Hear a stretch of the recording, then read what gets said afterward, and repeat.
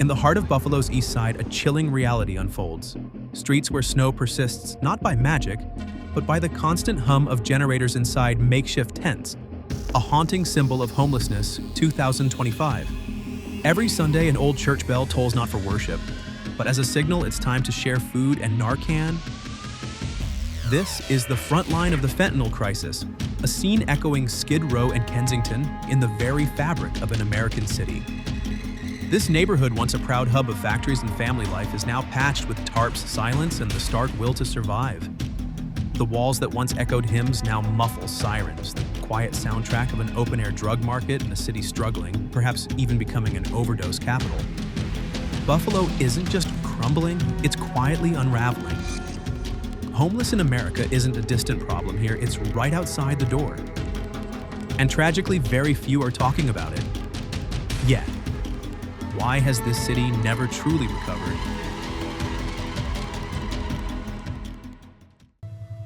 The homelessness crisis, a cold reality in Buffalo. Buffalo wasn't always defined by such despair. Once celebrated as the city of light, it symbolized grand architecture, thriving factories, and a resilient blue-collar spirit brimming with promise. But somewhere between yesterday's industrial glory and today's stark headlines, a harsh new reality has taken root, one woven from the fabric of tents, discarded sleeping bags, and countless individuals and families left brutally exposed to the elements. If you had once envisioned a bright future in this city, what would your message be to its current residents now facing such hardship? In recent years, the surge in people experiencing homelessness in Buffalo has been alarming to say the least. Across New York State, tens of thousands have been pushed from their homes. But here in Erie County, the scale of this crisis is undeniably visible on nearly every street. You see it under bridges, tucked away behind supermarkets, and hauntingly outside shuttered storefronts. This is no longer a hidden shame. It has tragically become an intrinsic part of the city's very landscape. In 2023, the United States Department of Housing and Urban Development (HUD) reported a significant increase in unsheltered homelessness in many areas, and Buffalo sadly reflects this national trend. Perhaps the most heart-wrenching aspect of this crisis is its indiscriminate nature. It's not solely individuals facing this plight. Entire families, mothers, fathers, young children are arriving at shelters that are already operating far beyond their intended capacity.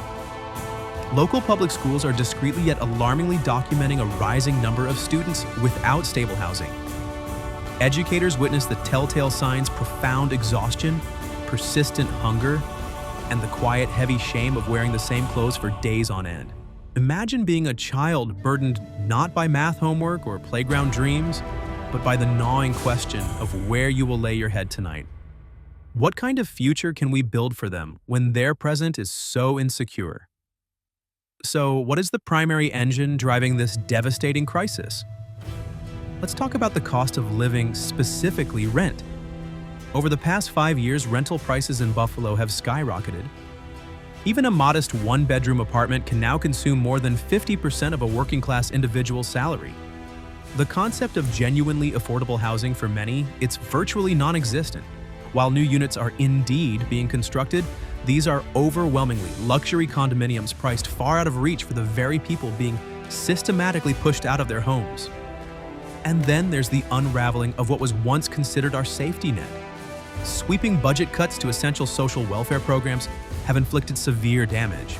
Services designed to keep struggling residents afloat, such as emergency rental assistance, mental health outreach, and substance abuse support vital in combating the fentanyl crisis, have been drastically reduced or, in some cases, entirely dismantled.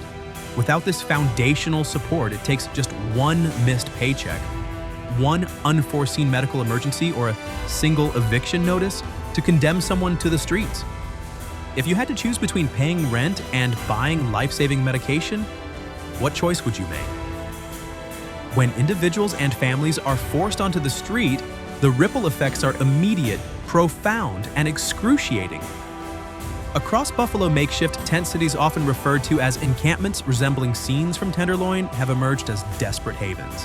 These aren't safe spaces, they lack basic sanitation, and security is a myth. Yet for thousands, they represent the only available option. Within these vulnerable communities, mental health issues run agonizingly deep.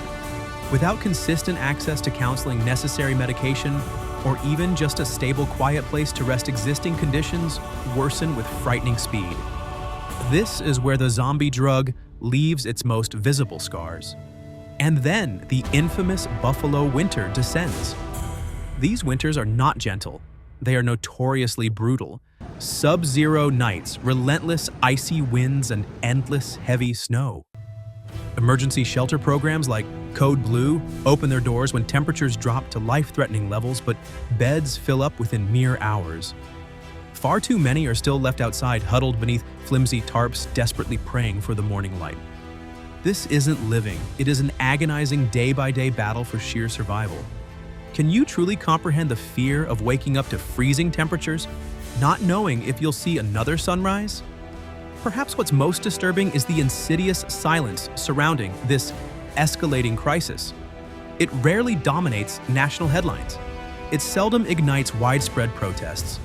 People drive past these visible encampments without truly seeing.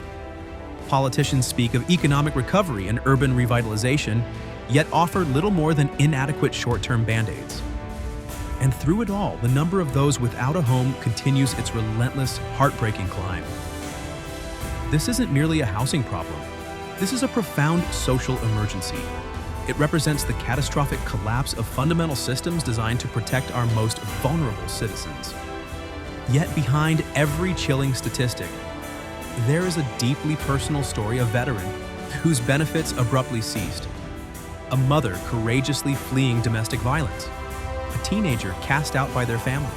They all converge in the same desolate place on the forgotten margins of a city that once epitomized hope. If you could ask someone experiencing homelessness one question about their past, what would it be? Buffalo is hurting profoundly, but it is not hopeless. With genuine sustained investment in truly affordable housing, with robust strengthened support services, and with a community genuinely willing to care, real change is undeniably possible. The urgent question that hangs heavy in the frigid Buffalo air is this: will we finally choose to act comprehensively and compassionately before the next devastating snowstorm arrives, bringing with it more suffering and loss?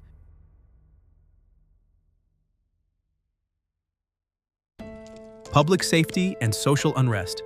The silence that divides Buffalo. There's a quiet, almost whispered understanding among Buffalo residents these days. We don't go out after dark. This isn't fear-mongering, it's a sobering reality settling deep into the core of a city once renowned for its tight-knit neighborhoods and unwavering Rust Belt pride. Today, public safety isn't just a concern. For many, it's a daily, palpable obstacle. When the sun sets, what do you think defines the feeling in a city grappling with such internal strife? In recent years, Buffalo has unfortunately recorded safety-related incidents at levels significantly higher than the national average. While the most extreme forms of violence may show a slight decline, a deceptive statistic, perhaps other critical issues are steadily increasing. We're talking about a noticeable uptick in break-ins, aggressive confrontations, and a disturbing rise in incidents involving unauthorized substances. You don't need to pore over an official report to grasp that something is profoundly wrong here. You feel it. You feel it in the way people quicken their pace down the block, in the proliferation of boarded-up shops, and in the quiet tension that has replaced the once familiar sound of laughter on porches. The FBI's Uniform Crime Reporting Program (UCR) data consistently highlights these patterns, showing a shift in the types of challenges urban communities face. But this isn't merely a recent shift. It's the inevitable outcome of long-standing pressures that have been slowly, relentlessly building. For years, Buffalo has wrestled with deep economic hardship. A staggering 1 in 4 residents here lives below the poverty threshold according to the U.S. Census Bureau. Countless families have lost stable employment, and with that, a crucial sense of forward momentum and hope. Young people in particular are growing up in environments where genuine opportunity feels scarce, and their choices appear tragically limited. If you were a young person growing up in Buffalo today, what would be your greatest hope and your greatest fear? The results of these systemic failures are painfully clear: an uptick in acts of desperation. Items vanish from unlocked cars. Corner stores are forced to close their doors early. People feel compelled to take actions they believe are necessary simply to survive. These are not isolated events. They are clear signals, symptoms of deeper, unresolved challenges that plague the city's very soul. This erosion of social fabric creates fertile ground for problems often seen in areas with high open-air drug markets and increased encampments. In too many neighborhoods, residents feel unseen, unheard, and ultimately unprotected. While some areas experience frequent police patrols, this presence doesn't always equate to genuine safety.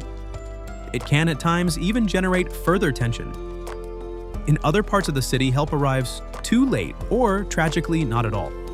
Residents are increasingly forced to rely on themselves, and over time, even that foundational community trust begins to fray and wear thin.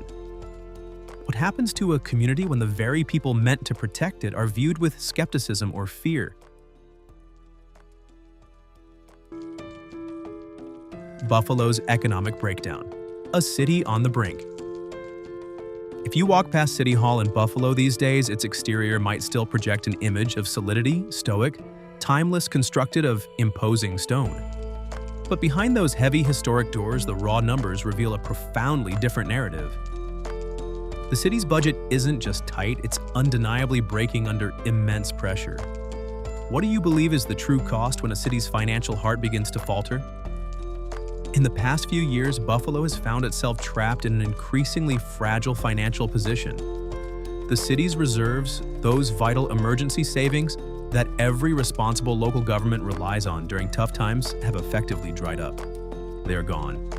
What remains is a growing, alarming gap between what the city owes and what it actually possesses. Estimates often reported by the Office of the New York State Comptroller suggest that this deficit now stretches into the tens of millions of dollars.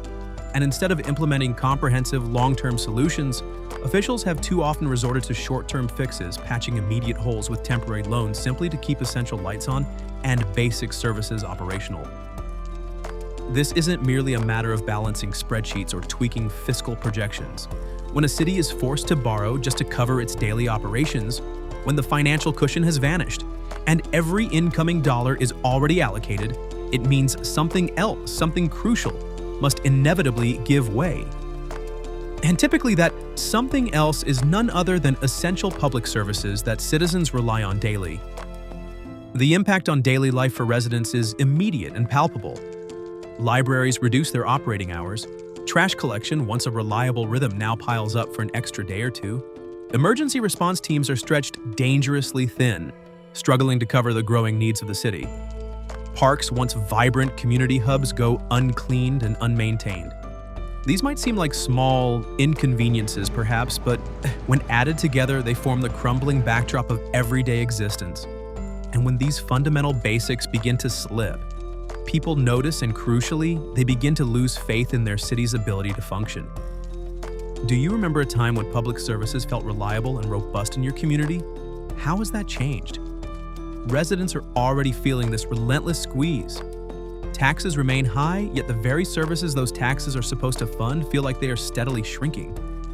Streetlights stay broken for longer periods. Vital road repairs are perpetually delayed. Promising affordable housing projects, a critical component in combating homelessness, 2025 are quietly, indefinitely shelved. It's not a sudden dramatic collapse, but a relentless, slow erosion of trust measured one deep pothole and one closed community program at a time. This steady decline directly impacts the most vulnerable, deepening the challenges faced in encampments and areas struggling with the fentanyl crisis.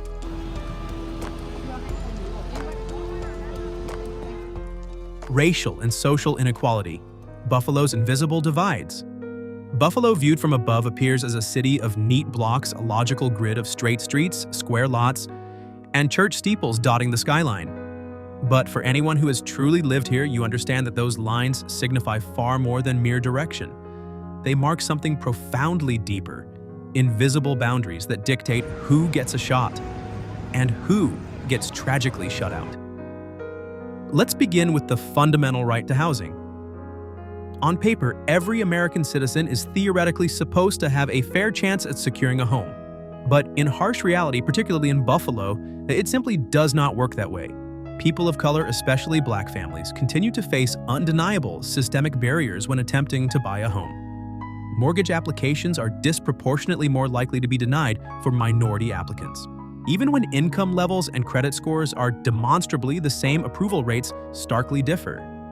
And for those who do manage to navigate these hurdles and purchase a home, certain neighborhoods remain by unspoken rule quietly out of reach.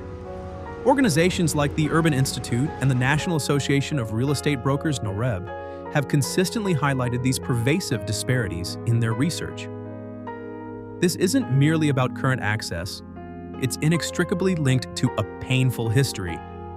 Decades of discriminatory redlining practices did not magically vanish when the laws were changed. Their insidious legacy profoundly lingers in specific zip codes in the quality of school zones and in dramatically varied property values. Some blocks historically received park shade trees and meticulously clean sidewalks. Others were systematically neglected, fenced off, or rezoned into industrial shadows, perpetuating cycles of disadvantage. How do you think the past continues to shape the present for communities in cities like Buffalo? And the unfairness, tragically, does not end there. In the realm of law enforcement, certain patterns are simply impossible to ignore. Minority neighborhoods in Buffalo frequently experience more police patrols, a higher incidence of traffic stops, and more intense surveillance. For many residents, the perceived focus is not genuine safety, but rather control, plain and simple. People speak about this openly in barbershops, in corner stores, at family dinners. Why is it that some areas receive engaged community officers walking and talking with residents, while others primarily hear the ominous sound of sirens? Organizations like the ACLU, American Civil Liberties Union, have documented these disparities across the nation, including in cities like Buffalo. Then there is the critical issue of accountability. When an officer oversteps a boundary using unnecessary force or mistreating a civilian, it rarely progresses beyond internal paperwork.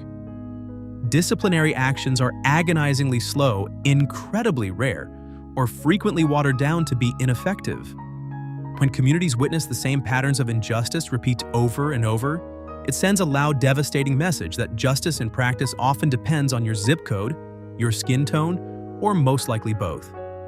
What do you believe is the biggest obstacle to achieving true accountability within law enforcement? What happens next is devastatingly clear. The damage extends beyond the emotional. It becomes deeply structural. Trust begins to rot from within. Residents feeling disillusioned and unheard stop calling the police even when they genuinely need help. People develop a weary assumption that nothing will ever change, so they cease expecting it to. Tension inevitably builds as communities grow exhausted from being unheard of, existing in silence unseen, and consistently dismissed. This breakdown of trust is a major factor in the proliferation of encampments and the challenges of the fentanyl crisis in these areas. Communities fracture under this immense pressure. Neighbors move out if they possess the means. Schools struggle, losing vital engagement and resources. Local businesses suffer, losing critical foot traffic and community support. The ripple effect of this inequality touches every aspect of life health outcomes, educational attainment, job opportunities, and ultimately hope itself. And once a community begins to crack, it becomes alarmingly easy for outsiders to blame the very people living there, instead of helping to fix the systemic issues that created the brokenness in the first place. But here's a crucial point. This isn't just a Buffalo-specific problem. Cities across America grapple with these same invisible discriminatory boundaries. What perhaps sets Buffalo apart is its inherent resilience. The way its people still gather for vibrant block parties, still show up to sometimes contentious council meetings, and still instill in their children the unwavering hope for a better future. In your opinion, what is the most powerful way for a community to fight against systemic inequality? And that enduring hope, it is incredibly powerful. It fuels dedicated grassroots organizations fiercely fighting for fair housing. It drives passionate students to boldly challenge the status quo. It inspires talented artists to paint vibrant murals on boarded-up walls, serving as powerful reminders to everyone that history does not and must not endlessly repeat itself. However, genuine change will not manifest merely through wishing or hoping. It demands bold policy, substantial funding, and the unwavering courage to directly confront and dismantle the very systems that built these deep divides in the first place. Because without that dedicated effort, Buffalo's beautiful historic streets will continue to tell two profoundly different stories, just blocks apart. And until justice isn't something you are forced to chase, but rather something you can implicitly count on, Buffalo will remain a city divided not just by physical streets, but by a pervasive, corrosive lack of trust. Climate change and natural disasters Buffalo against the elements. In Buffalo, the locals are accustomed to snow. It's an intrinsic part of their identity. They've built their lives around it. Snow tires, automatic snow days, snow shovels lining nearly every porch. But lately, something fundamental has shifted. The storms now arrive with greater ferocity. The snow piles higher than ever before. The frigid winds howl with a terrifying, prolonged intensity. And it's not just winter anymore. Rainfall has become terrifyingly unpredictable. Flooding, once a rare and shocking event, is now an unfortunate routine occurrence. The weather no longer feels simply like weather. It feels like urgent, existential warning signs. What's the most extreme weather event you've personally witnessed? And how did it impact your community? Over the past few years, Buffalo has experienced a sharp, undeniable increase in extreme weather events. Snowstorms, once described as once in a decade, now appear 2 or 3 times within a single year. Heavy torrential rains pound neighborhoods that historically never flooded. Streets transform into instant rivers. Basements fill up like overflowing bathtubs, leading to devastating losses. Families lose irreplaceable furniture, essential clothes, and cherished memories. And in some of the most vulnerable parts of the city, they lose absolutely everything. Data from the National Oceanic and Atmospheric Administration, NOAA, and the National Weather Service, NWS, confirm this alarming trend. Crucially, not all neighborhoods suffer equally from these climate impacts. In Buffalo, just like in countless other American cities, your zip code frequently determines your fundamental level of protection. Well-funded, more affluent areas typically receive vital upgrades, stronger drainage systems, newer, more resilient infrastructure, and faster, better-equipped response crews. Meanwhile, low-income communities are tragically left to contend with outdated systems, cracked foundations, and storm drains that haven't been adequately cleared in years. These are the neighborhoods often already grappling with encampments, and the fentanyl crisis built precariously close to flood zones, where aging pipes and poorly maintained streets simply collapse under the relentless pressure of extreme weather. When the storm inevitably comes, and it always does, it's the same vulnerable families often. Those already struggling with homelessness 2025 who find themselves bailing water with buckets and waiting agonizing hours, sometimes even days, for help that tragically may never arrive. And the scars left behind aren't merely physical etched onto buildings. They are deeply carried in the hearts and minds of the people. It's an exhausting, relentless cycle to rebuild, only to know with chilling certainty that the next storm could be even worse. Some residents, out of sheer emotional and financial depletion, no longer even bother to replace what they've lost. They simply adapt, elevating furniture, stockpiling sandbags, and praying. If your home was repeatedly damaged by natural disasters, what would be the breaking point for you? City response programs, such as emergency shelter provisions and cleanup assistance, do exist, of course, but they are chronically overwhelmed. The funding available is never enough. The manpower is never enough. And truthfully, when devastating disasters strike back to back, the concept of long-term recovery feels like a rapidly moving target that the city can never quite catch up to. This isn't just about climate change, it's profoundly about preparation. And right now, Buffalo is dangerously unprepared. Experts, including local university researchers and environmental organizations, have long called for major strategic investment in climate resilience. This means robust flood defenses, expanded green spaces designed to naturally absorb runoff, reinforced snowplow fleets, capable of handling extreme conditions, and modernized stormwater systems that can actually keep pace with the new normal. But these critical projects demand significant money, and in a city already grappling with severe financial strain, such investments are all too often pushed to the very bottom of the priority list. This, quite frankly, is a dangerous, short-sighted mistake. What we are witnessing now is not the exception. It is chillingly the beginning of a terrifying new normal. And the exorbitant cost of inaction year after year of temporary fixes and perpetually delayed upgrades is being paid repeatedly by the same vulnerable people over and over again. But here's the crucial part: we absolutely cannot forget Buffalo still has time. Not an endless amount, no, but enough to decisively shift course.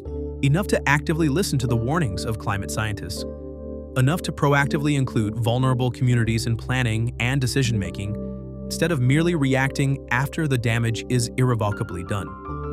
Enough to prioritize green infrastructure, smart drainage solutions, and comprehensive emergency protocols that genuinely do not leave people behind. Climate change cares nothing for city limits, but how we choose to respond to it, that remains firmly within our control. What concrete action do you believe Buffalo should prioritize immediately to become more resilient to climate change? If Buffalo truly wants to weather the next storm, not just survive it, but emerge stronger, more unified, and more prepared, it must start now. With bold, visionary planning, with fair and equitable funding, and with an unwavering commitment to protect all neighborhoods, not just the ones on higher ground. Because when the water rises, when the snow buries everything, it does not discriminate. It doesn't ask who can afford to swim. Buffalo, New York, a city known for its history and resilience, now confronts a multifaceted crisis. A collision of homelessness, safety concerns, educational disparities, pervasive inequality, and the looming threat of climate change. This isn't just a series of isolated problems, it's a deeply interconnected tapestry of struggles that demands our immediate and serious attention. There's no simple fix. Buffalo's journey forward will require immense collaboration across every sector, visionary long-term strategies, and an unwavering commitment from its leaders, vital organizations, and most importantly, the determined people who call it home. This is a collective battle against the root causes, driving the fentanyl crisis and the spread of encampments. Despite the challenges, hope persists. A city's true character isn't defined by its problems, but by the courage and unity with which it responds. We invite you to reflect what aspect of Buffalo's powerful story resonates most deeply with you and why. If this narrative has stirred your thoughts and emotions, we at Bear City 24 encourage you to actively participate in this crucial dialogue. Share your insights in the comments below, letting your voice be heard. And if you believe that stories which unearth the raw, unfiltered truth beyond the superficial truly matter, please consider subscribing to our channel. Together we can delve deeper, gain clearer understanding, and perhaps cultivate a greater sense of care. Thank you for watching.